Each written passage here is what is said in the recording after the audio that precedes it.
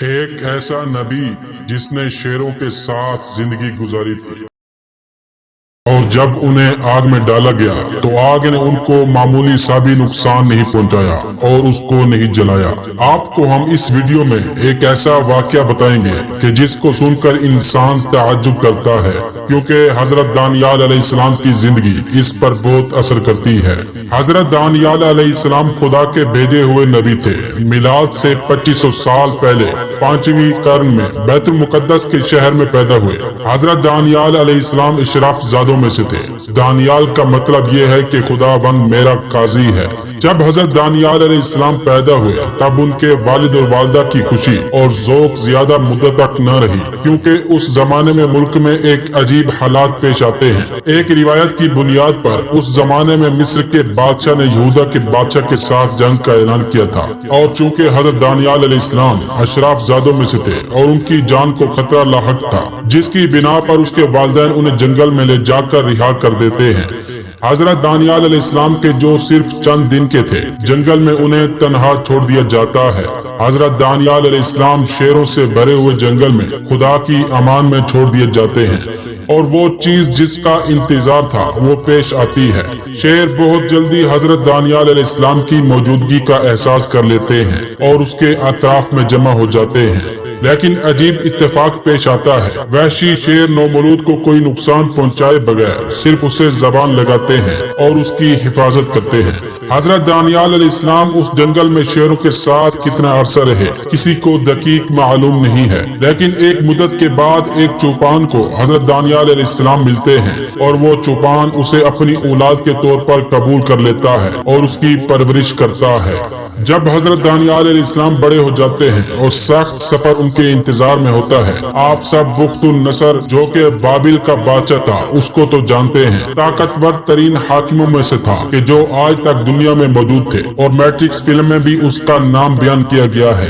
حضرت دانیال علیہ السلام جب نومولود تھے تو اسی وقت ہی ان کا سخت سفر شروع ہو جاتا ہے، اور یہاں سے داستان خوبصورت بنتی ہے کہ جب وہ اور بخت النصر کا قصہ شروع ہوتا ہے۔ کہا جاتا ہے کہ حضرت دانیال علیہ السلام نے 14 سال تک بیت المقدس میں زندگی گزاری، یہاں تک کہ بابل کا بادشاہ بخت النصر بیت المقدس پر حملہ کرتا ہے اور شہر کو آگ لگا دیتا ہے، اور شہر تقریباً ویران ہو جاتا ہے۔ وہ بوڑھے افراد جو اس حادثے سے بچ جاتے ہیں مصر کی جانب بھاگ جاتے ہیں۔ جوانوں کو قیدی بنا کر بابل لے جایا جاتا ہے۔ حضرت دانیال علیہ السلام بھی ان جوانوں کے ہمراہ ہوتے ہیں کہ جنہیں قیدی بنا کر بابل لایا جاتا ہے۔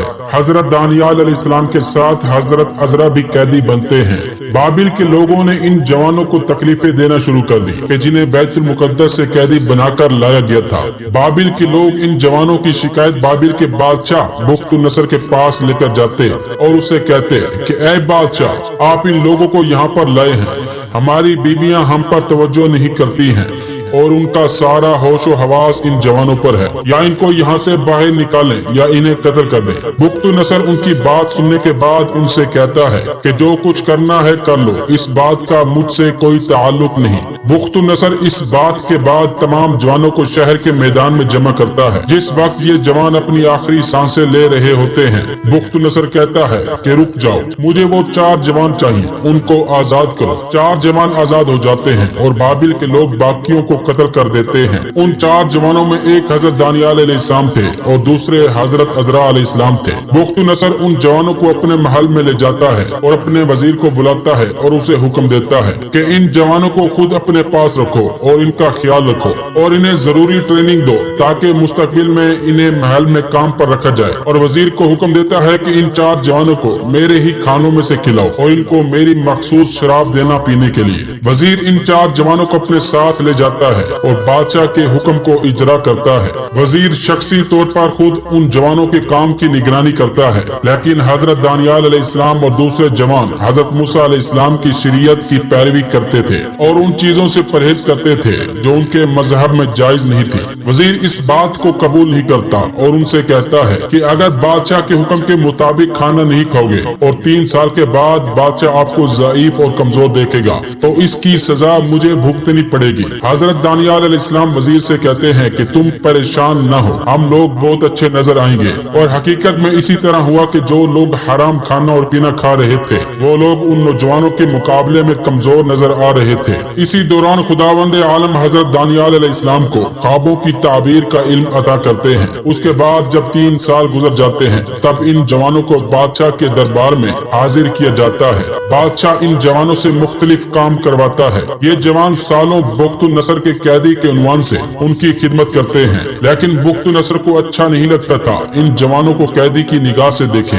بخت النصر حضرت دانیال علیہ السلام کو خود کا وزیر بناتا ہے اور اس دوران خدا حضرت دانیال علیہ السلام کو پیغمبری مبعوث کرتا ہے۔ بابل کے لوگ حضرت دانیال علیہ السلام کی جاسوسی کرتے ہیں اور حضرت دانیال علیہ السلام کی رفتار و کردار کو دیکھ کر ان لوگوں سے برداشت نہ ہوا اور انہوں نے کوشش کی کہ حضرت دانیال علیہ السلام کو بدنام کریں اور بخت النصر کو حضرت دانیال علیہ السلام کی نسبت بدظن کریں اور بخت النصر سے جا کر کہتے ہیں کہ اے بادشاہ، تو نے اس شخص کو خود کا وزیر بنایا ہے لیکن وہ پیغمبر کی طرح رفتار کرتا ہے۔ اس کے علاوہ وہ شراب جو آپ پیتے ہیں وہ ہرگز نہیں پیتا۔ بخت نصر اس بات کو سننے کے بعد فوراً حکم دیتا ہے کہ شراب کو لایا جائے اور حضرت دانیال علیہ السلام کو دی جائے تاکہ وہ ان کو پیئیں۔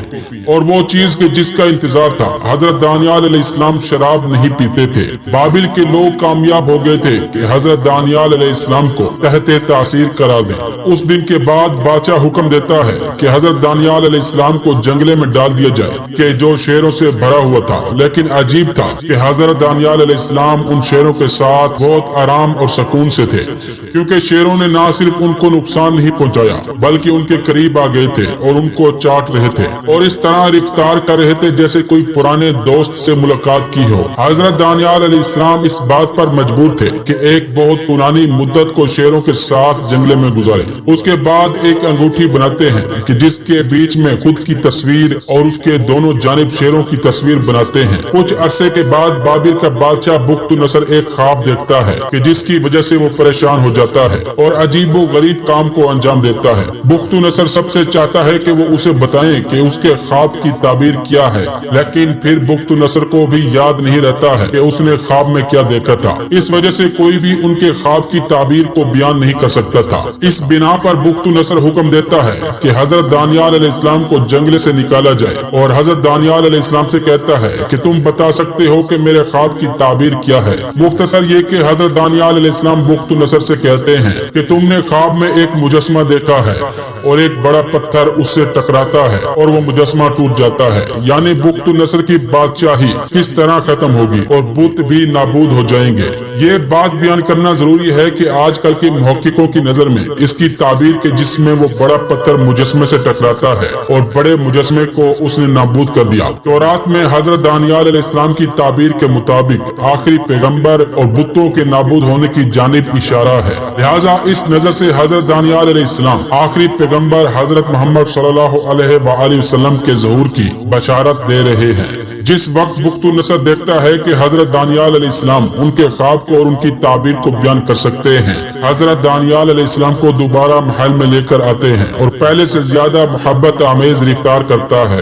لیکن بابل کے لوگ حضرت دانیال علیہ السلام کا پیچھا نہیں چھوڑتے ہیں اور انہوں نے حضرت دانیال علیہ السلام سے نجات پانے کے لیے ہر برے طریقے کو آزمایا۔ اگرچہ اس بار بہت سختیاں برداشت کی، لیکن پھر بھی بخت نصر کو راضی کر لیا اور بادشاہ کے حکم کے مطابق ایک بہت بڑا مجسمہ بنایا گیا اور اس کے بعد بادشاہ حضرت دانیال علیہ السلام کو حکم دیتا ہے کہ اس بت کے سامنے سجدہ کرو اور اس کی پرستش کرو اور ان سے کہتے ہیں کہ اگر اس کام کو انجام نہیں دیا تو تمہیں جلتی ہوئی بھٹی میں پھینک دیں گے۔ حضرت دانیال علیہ السلام بخت نصر کو جواب دیتے ہیں کہ ہم صرف خدا کی بندگی کرتے ہیں اور خدا ہم کو اس آگ میں کہ جس میں تم ڈالو گے بچا لے گا۔ بادشاہ اس بات کو سننے کے بعد بہت غضبناک ہوتا ہے اور حکم دیتا ہے کہ آگ کی بہت بڑی بھٹی بنائی جائے انہوں نے حکم کی پیروی کی اور آگ کو اچھی طرح شعلہ ور کیا۔ اس کے بعد حضرت دانیال علیہ السلام اور ان کے دوستوں کی جانب رخ کرتا ہے اور کہتا ہے یہ تم لوگوں نے خود اس کا انتخاب کیا ہے۔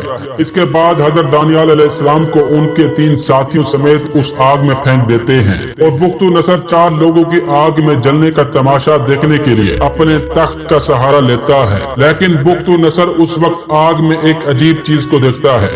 جب غور سے دیکھتا ہے کہ آگ میں 4 لوگوں کی بجائے 5 لوگ موجود ہیں، اور 5واں شخص ظاہری شکل و صورت کے لحاظ سے ان 4 سے مختلف ہے۔ کچھ لمحے گزرتے ہیں لیکن نظر نہیں آ رہا کہ حضرت دانیال علیہ السلام اور ان کے ساتھی جل رہے ہوں۔ بادشاہ اپنے سپاہیوں کو حکم دیتا ہے کہ ان لوگوں کو آگ سے باہر نکالا جائے۔ حضرت دانیال علیہ السلام اور ان کے 3 ساتھی آگ سے اس طرح باہر آتے ہیں جیسے آگ میں تھے ہی نہیں۔ بخت نصر پوچھتا ہے کہ میں نے تم 4 لوگوں کو آگ میں ڈالا تھا، لیکن آگ میں 5 لوگ موجود تھے، وہ 5واں شخص کون تھا؟ حضرت دانیال علیہ السلام کہتے ہیں کہ وہ شخص جو ہمارے ساتھ تھا فرشتہ تھا۔ بخت نصر ان حالات کو دیکھ کر اعلان کرتا ہے کہ کسی کو بھی حضرت دانیال علیہ السلام کے بارے میں برا کہنے کا حق نہیں ہے، اور حضرت دانیال آخری عمر تک ان کے ساتھ رہیں گے۔ اس واقعے کو سالوں گزر جاتے ہیں اور بخت نصر بابل میں اس دنیا سے چلا جاتا ہے، اور جب حضرت دانیال علیہ السلام کی وفات کا زمانہ قریب آیا تو خداوند متعال نے حکم دیا نور و حکمت خداوندی کو اپنے فرزند کو سپرد کر دو اور اس کو اپنا خلیفہ بنا دو۔ چنانچہ انہوں نے تعمیل ارشاد باری تعالی کر دی۔ اس کے بعد حضرت دانیال علیہ السلام کا بھی انتقال ہو گیا اور وہ وہیں بابل میں بے مقام سوس دفن ہوئے۔